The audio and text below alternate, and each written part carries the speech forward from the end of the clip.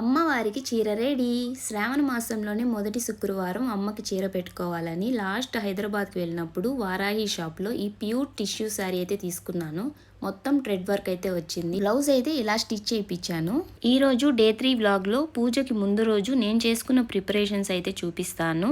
ముందుగా నేను ఫ్రెష్ అయ్యి తర్వాత ఇల్లంతా క్లీన్ చేసుకొని అప్పుడు ఈ ప్రిపరేషన్స్ అనేది స్టార్ట్ చేశాను. పక్క రోజు ప్రసాదాల కోసం నానపెట్టుకోవాల్సినటివి, అలాగే కట్ చేసి పెట్టుకోవాల్సినటివి, ఒలిచి పెట్టుకోవాల్సినటివి అన్నీ ముందుగా చేసేసుకున్నాను. ఎందుకంటే పక్క రోజు హడావిడి లేకుండా ప్రశాంతంగా పూజ అయితే చేసుకోవచ్చని ఇలా ప్రిపరేషన్స్ అయితే చేసేసుకున్నాను. ప్రసాదాలు చేసేటప్పుడు టెన్షన్ లేకుండా ఉంటుంది. అందుకే నేను అన్నీ ఒల్చుకొని కట్ చేసుకొని ఇలా బాక్సుల్లో పెట్టేసుకున్నాను. అలాగే నా మార్నింగ్ రొటీన్ కోసం బాదం పప్పు, ద్రాక్ష కూడా సోక్ చేసి పెట్టేసుకొని దాంతోపాటు పూజకు కావాల్సిన సామాన్లు కూడా క్లీన్ చేసేసి పెట్టేసుకున్నాను.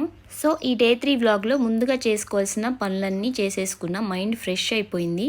నెక్స్ట్ వ్లాగ్లో కలుద్దాం. Until then let's come on.